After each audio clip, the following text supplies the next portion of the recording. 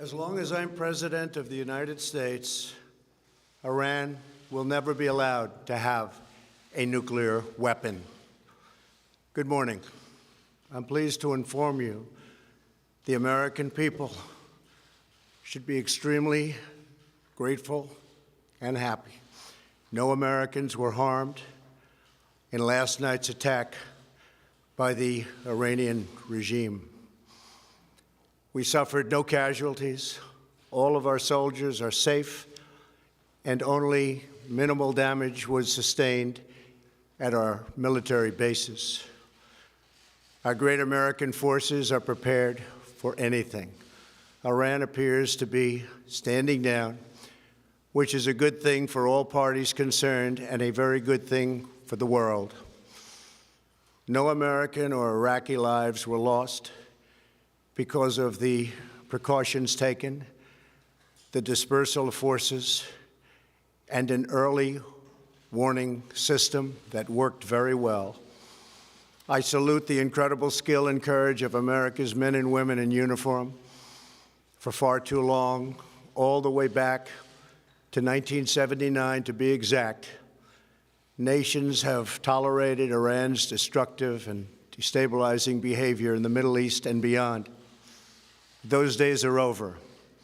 Iran has been the leading sponsor of terrorism, and their pursuit of nuclear weapons threatens the civilized world. We will never let that happen. Last week, we took decisive action to stop a ruthless terrorist from threatening American lives. At my direction, the United States military eliminated the world's top terrorist, Qasem Soleimani. As the head of the Quds Force, Soleimani was personally responsible for some of the absolutely worst atrocities. He trained terrorist armies, including Hezbollah, launching terrorist strikes against civilian targets.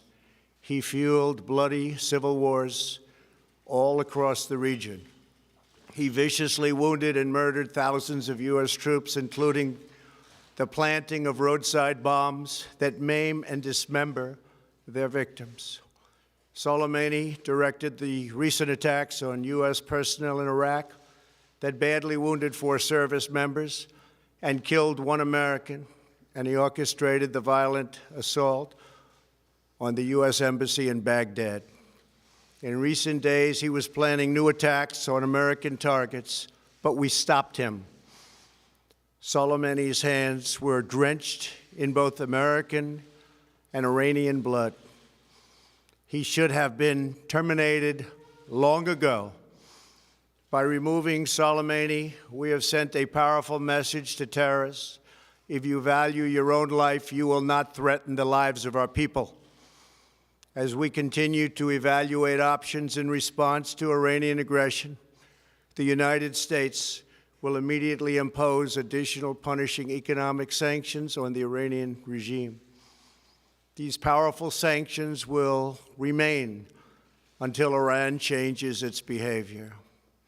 In recent months alone, Iran has seized ships in international waters, fired an unprovoked strike on Saudi Arabia, and shot down 2 U.S. drones. Iran's hostilities substantially increased after the foolish Iran nuclear deal was signed in 2013, and they were given $150 billion, not to mention $1.8 billion in cash. Instead of saying thank you to the United States, they chanted death to America. In fact, they chanted death to America the day the agreement was signed. Then Iran went on a terror spree, funded by the money from the deal, and created hell in Yemen, Syria, Lebanon, Afghanistan, and Iraq. The missiles fired last night at us and our allies were paid for with the funds made available by the last administration. The regime also greatly tightened the reins on their own country, even recently killing 1,500 people at the many protests that are taking place all throughout Iran.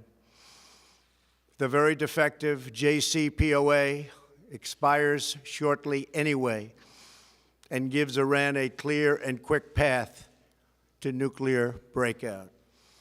Iran must abandon its nuclear ambitions and end its support for terrorism.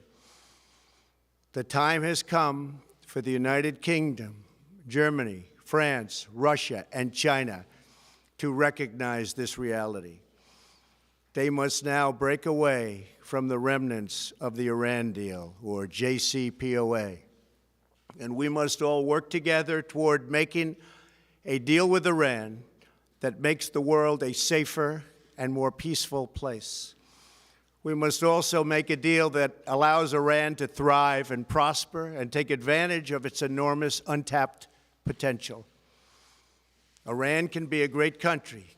Peace and stability cannot prevail in the Middle East as long as Iran continues to foment violence, unrest, hatred, and war. The civilized world must send a clear and unified message to the Iranian regime. Your campaign of terror, murder, mayhem will not be tolerated any longer. It will not be allowed to go forward. Today, I am going to ask NATO to become much more involved in the Middle East process. Over the last 3 years, under my leadership, our economy is stronger than ever before, and America has achieved energy independence. These historic accomplishments change our strategic priorities. These are accomplishments that nobody thought were possible. And options in the Middle East became available. We are now the #1 producer of oil and natural gas anywhere in the world. We are independent, and we do not need Middle East oil. The American military has been completely rebuilt under my administration at a cost of $2.5 trillion. U.S. armed forces are stronger than ever before. Our missiles are big, powerful, accurate, lethal, and fast. Under construction are many hypersonic missiles. The fact that we have this great military and equipment, however, does not mean we have to use it. We do not want to use it.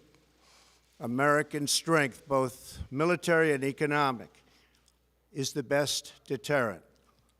3 months ago, after destroying 100% of ISIS and its territorial caliphate, we killed the savage leader of ISIS, al-Baghdadi, who was responsible for so much death, including the mass beheadings of Christians, Muslims, and all who stood in his way. He was a monster.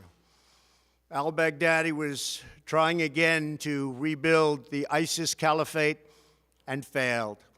Tens of thousands of ISIS fighters have been killed or captured during my administration.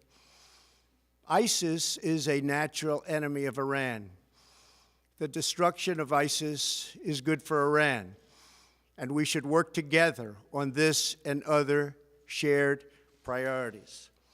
Finally, to the people and leaders of Iran, we want you to have a future, and a great future, one that you deserve, one of prosperity at home and harmony with the nations of the world. The United States is ready to embrace peace with all who seek it. I want to thank you, and God bless America. Thank you very much. Thank you. Thank you. Mr. President, why were the Iranians negotiate with you, sir? Mr. President, how about you well?